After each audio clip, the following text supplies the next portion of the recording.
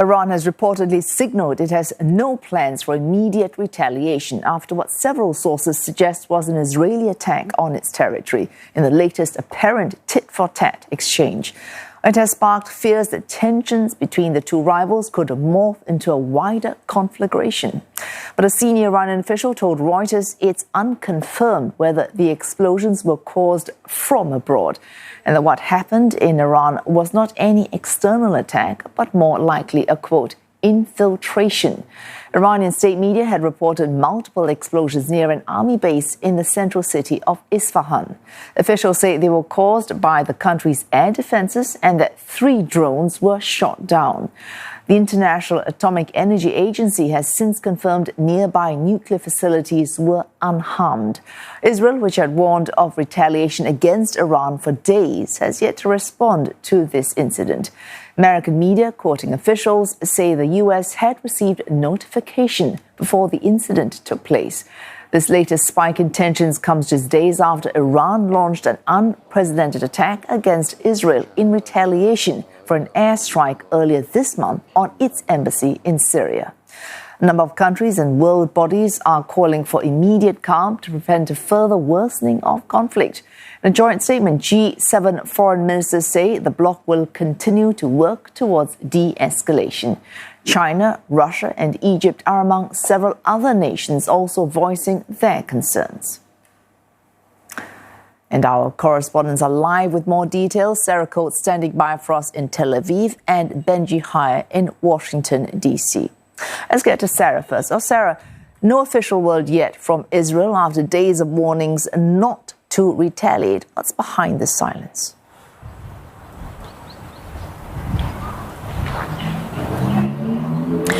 Highly unlikely we will actually hear from the Israeli officials. It's not Israel's policy to actually comment on these sort of incidents, although it is important to mention one person that we have heard from is the National Security Minister, Itamar Ben-Gvir, the far-right minister.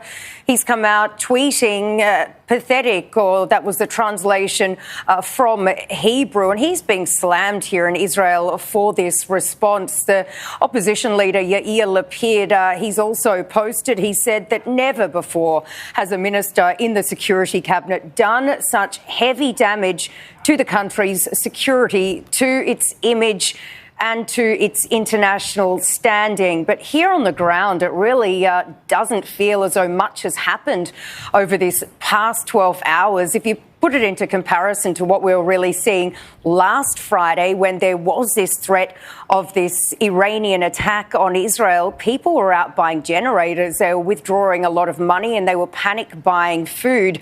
But if you go for a walk, even here in Tel Aviv today, families are out, people are at the beach, and it really is life as normal, business as usual. Oh, Sarah, this feeling of life as normal, is that also helped by Iran making clear that at least immediately, in the immediate term, it does not plan to retaliate?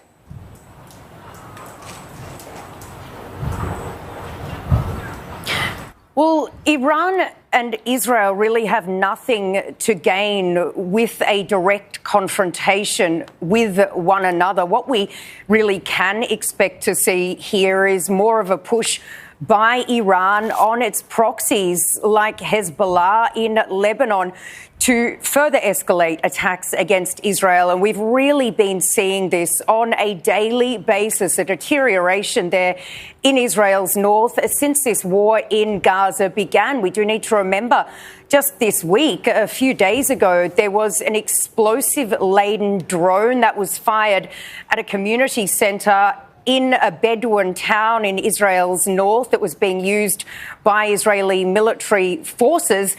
This wounded some 14 troops and 4 other civilians. And right now, the largest hospital in Israel's north, the Rambam Hospital, it's once again in war mode. And this week they've been drilling for a large-scale casualty event. All right, thanks. That's Sarah Coates reporting live to us there from Tel Aviv.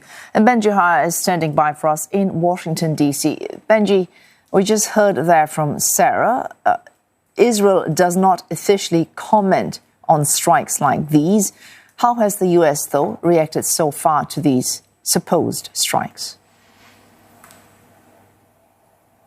Well, it's still early here in Washington, so we've had no official comment from the White House, but Antony Blinken, the US Secretary of State, has given a press conference in past minutes. He's at a G7 summit in Italy, and he's confirmed that the US had no involvement in offensive operations, that he says he is committed to de-escalation. He also would not confirm whether Israel gave advance notice to the United States, its closest ally, that this attack would be happening last night. Although there was perhaps a slip or an intentional comment coming from Italy's foreign minister, who told reporters that Washington was informed, quote, at the very last minute. Still, we're hearing from sources in the US that it did not greenlight this Israeli response. It did not endorse it. It has for days been calling for restraint, saying that the best way to hit back at Iran would be through, for example, the economic sanctions that we saw unveiled on Thursday. What is interesting is, as we were hearing from Sarah, no major comment from the Israeli side, no confirmation. Iran has been playing down the idea that they've been the victim of any sort of attack. We've seen images and videos of explosions, but Tehran is trying to say that it doesn't necessarily want to react and there'd be no signal of retaliation. And Antony Blinken, careful not to add too much comment either. Perhaps he thinks that the best way to tone it down is to not talk about it at all. All right, Benji, not talking about this at all. And Israel, in fact, however one wants to describe this is a relatively limited, calibrated attack. So is this counterattack from Israel on Iran, after days of being warned not to do this, could that affect America's relations with Israel, at least in the immediate term? Well, what we know from the G7, the US included, is that, quote, Israel and its people have our full solidarity and support as we reaffirm our commitment towards Israel's security. So the US still says it has Israel's back, but it has come under pressure not to escalate this further. And I think that we'll continue to see those sort of sentiments coming from Washington. The main sort of tension between the US and Israel remains on operations in Gaza. Antony Blinken at his press conference still saying that he wants to see a concrete plan from Israel in regard to Rafah, adding that a military operation there would have, quote, terrible consequences. And thanks to Benji Hyer reporting live to us there from Washington, D.C.